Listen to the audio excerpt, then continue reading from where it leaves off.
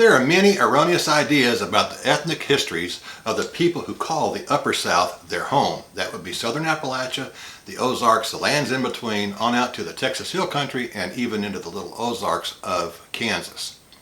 Some of the assumptions about the people and the land they occupy have facilitated negative ethnic labels such as the derogatory terms redneck, hillbilly, ridge runner, and cracker, which are often or frequently used to identify people from the region, as well as the Deep South. Just as African Americans must fight the stigmas associated with stereotyped ethnic monikers, white Southerners must do the same. There are several organizations both in America and in Ireland that endeavor to help the people identify with an accurate cultural label that embraces the distinct, historically significant contributions to society that have been made by members of their community. Even those ideas differ from each other. This disparity recalls the title of Patrick Griffin's 2001 book, The People with No Name, Ireland's Ulster Scots, America's Scots Irish, and the Creation of the British Atlantic World, 1689 to 1764. Despite these efforts, however, it must be recognized that stereotypes are painful for many in the Upland South.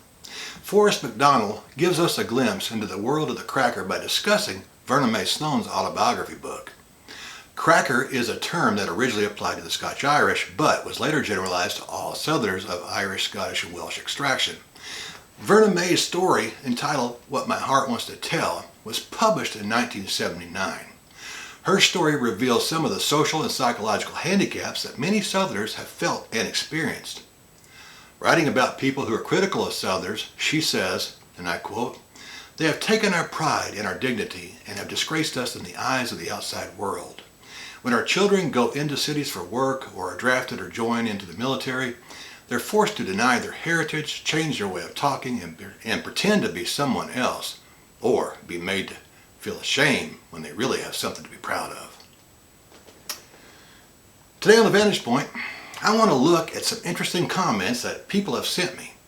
We can use those comments to evaluate the success of efforts to try to make all Americans in various regions around the country feel valued and welcomed by their fellow citizens. I hope you'll join me. In America, the Scotch-Irish Society of the USA, not America, but the USA, since its founding in 1890, has supported and renewed its position on ethnic and national ideals. Its position appears to be in unison with the conservative political forces in the American South. Dr. John S. McIntosh, who was the organization's first president, wrote the following statement, and I quote, "Born and naturalized citizens, we give ourselves anew in this organization to the land for which our fathers and friends gave their blood and lives. We're not a band of aliens living here perforce and loving the other land across the sea. We belong to this land, and we only recall the old that we may better serve the new, which is our home." The values and attitudes at the core of the Scotch-Irish community can be described as traditionally American, especially when the following statement from the Scotch-Irish Society of the USA is added to the one above. "The Scotch-Irish, blessed with energy, courage, enterprise, goodness of heart, and devotion to duty, have left an indelible mark upon the communities where they have dwelt, upon the churches where so many have served, and upon the government in all its branches where they have supported efforts to bring to fruition a reality for all the promise of a life that was envisioned by our founders." The statements made by the Scotch-Irish Society appear to confirm the idea that its members have felt compelled to stress the relationship of their community to the United States of America. There seems to be little in the statements that would suggest that they have an other ethnic awareness that's separate from America. They are Americans. The Scotch-Irish literally embody the values and attitudes that combine to make one, in a historical context at least, a good American. Now I know that's a politically incorrect term to use these days, a good American, but I stand by it. Ulster-based organizations, on the other hand, stress the relationship of people of Ulster Scots descent, which many in this country call the Scotch-Irish or the Scots Irish, regardless of their present political nationality, to Ulster, Ireland in general, and to Scotland. There seems to be virtually no emphasis placed on state and national allegiance. In other words, it doesn't matter what government you owe your allegiance to. As far as that organization is concerned, they're focused on culture. On the contrary, their position seems to be focused strictly on culture and the history of the Ulster Scots people, no matter where they are. Also, among the purposes of the Institute of Ulster Scots Studies is an acknowledgement of the culture's diaspora. The Scotch-Irish Society insists that its community is not a band of aliens living here perforce, that means without choice, when in fact they had little choice but to immigrate to America. When one examines the aims and purposes of the Ulster and American-based organizations that are dedicated to the Ulster Scots people, it becomes clear that a sense of ethnic identity and purpose is not uniformly shared. That diversity is perhaps the result of the diaspora itself and the cultural and political reality of the contemporary Ulster Scots people, and it's seen in the various ethnic labels that are used today. The label Scotch-Irish is an Americanism, and those who have European perspectives may elect to call themselves Scots-Irish, Irish Protestants, or Ulster Scots. Clearly, there's difficulty in hyphenated label like Ulster Scots American. It's much simpler to use Ulster American. Of course, there are those who prefer the nationalistic labels of Irish American, Scottish American, or as 12 million people in the South prefer, American only. About a month ago, I published a talk on YouTube that asked the question of whether the culture of the rural South is part of Western civilization. As a historical geographer, I believe that the answer to that question is undeniably and obviously yes. It's part of the larger culture of Western societies. However, some of the comments that people left suggest that little has changed since 1979, when Verna Mae Sloan published her book. By the way, Verna Mae Sloan was from Pippa Pass's area of Kentucky. That's eastern Kentucky, by the way. And that's the home of Alice Lloyd College. About a decade ago, and for a few years, I made a 2-hour trip each week to teach a geography course at Alice Lloyd. I consider it my mission work. So I'm quite familiar with the region and its people. And thinking about those experiences, as well as those I've picked up across Appalachia and the Ozarks, I can relate to Verna Mae Sloan's sentiment. It's also sad that many people don't really understand cultural diffusion, as we're going to see in a minute. Here's one sort of polite comment that I received in the Western Civ video. Rural areas are not exactly Western civilization. These places are insular communities consisting of the descendants of folks who had at least had the gumption to relocate when they couldn't survive in their original communities. End of quote. Well, they may be insular communities, but they still brought culture and attitudes with them. They didn't reinvent the form of English language that they use or accept Christianity from Cherokee missionaries. They brought them with them. Here's a comment that sounds like the writer has some freshman level academic training in anthropology, but think about what he or she is saying. The comment reads, "The whole question is misguided. Western civilization is a matter of geopolitics and political ideology, not anthropology.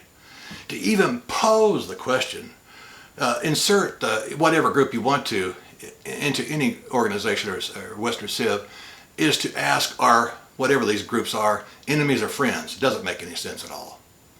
Anthropology includes a study of such questions, but politics and factualism, according to this person who wrote, begin when we answer them." That's strange. The comment does not go on to explain that anthropologists also look at other aspects of culture. Culture includes the things that we do and the ways that we think about those actions. Here's a textbook definition of civilization. Got it right off the internet, folks. The society, culture, and way of life of a particular area.